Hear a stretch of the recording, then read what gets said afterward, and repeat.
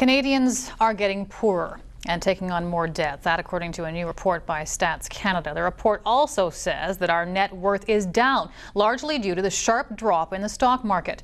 Dana Hutchings joins us now with more in Checkpoint. Stacey, the numbers are staggering. The average Canadian household debt hit a new record high of almost 153% to disposable income. This report comes one day after the Bank of Canada governor warned about the danger household debt poses to the economy, and as we're in the midst of holiday shopping. 'Tis the season for shopping and spending. That means bills, and in a lot of cases, debt. It's more debt that Canadians don't need. If a household was earning $100,000 a year coming into it, it has at least $150,000 of the debt. The problem itself is far more dire than what the statistics show.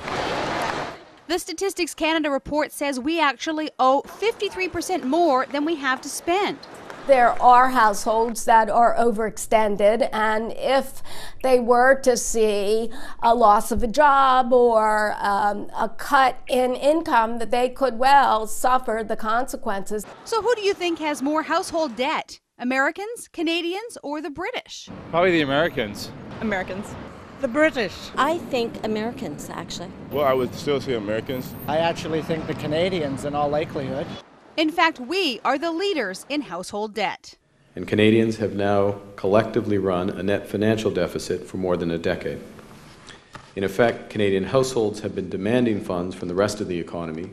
The debt level has Mark Carney and others concerned. We're not in trouble yet because we're able to manage. But as soon as the interest rates start to creep up, for a lot of people who are living at the very edge, they'll start to experience that financial difficulty. So the advice? Put a hold on holiday spending. Paying down those lines of credit, stop using our homes like an ATM machine, and if we have debt on credit cards, consolidate that debt under a much lower rate of interest. Scott Hanna says it's time for Canadians to prepare, as interest rates are expected to increase in the new year. And our Checkpoint question tonight, what's your strategy for saving money during the holiday season? You can tweet us at @check_news, go to facebook.com/checknews and post there, or email checkpoint@checknews.ca. Stacey, with Canadians poised to spend almost $1,400 each on gifts and decor this Christmas season, it's the time of year that we go much further into debt. Scott Hanna from the Credit Counseling Society of BC now has more on ways we can avoid those financial traps. Well, I encourage consumers, if you're going to shop, keep a running tally of what's going on. Keep it in your wallet or purse so you know exactly how much I've spent so far, how much room I've got left, and where it's going. Make a holiday plan that not only includes gifts that we're buying for others, but also other holiday expenses, so entertaining, travel. And don't be afraid to shop online. Every retailer and service supplier wants you as your Facebook friends, and they give you additional incentives if you like them on their Facebooks.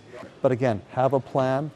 We encourage consumers to shop outside of busy times because when it's really, really busy, this adds to the stress and we make poor decisions. So what's your strategy for saving money during the holiday season? Here are your suggestions.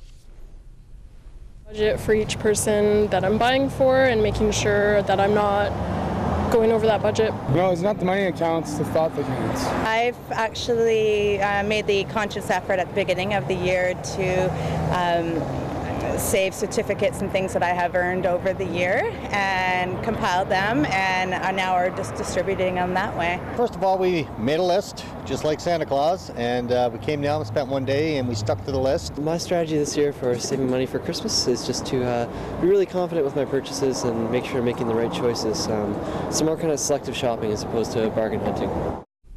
And from social media, Tony says homemade gifts from cards to knitting and crocheting, and have a family get together for Christmas dinner, and everyone brings a different dish to share. Bonnie says we are spending less on items and more emphasis on shared family experiences. Steph says donate in honor of your family and friends to charities close to your and their hearts. Priceless. And the results of our web poll, almost 83% say no, they're not worried about overspending, while just over 17% say they might this holiday season.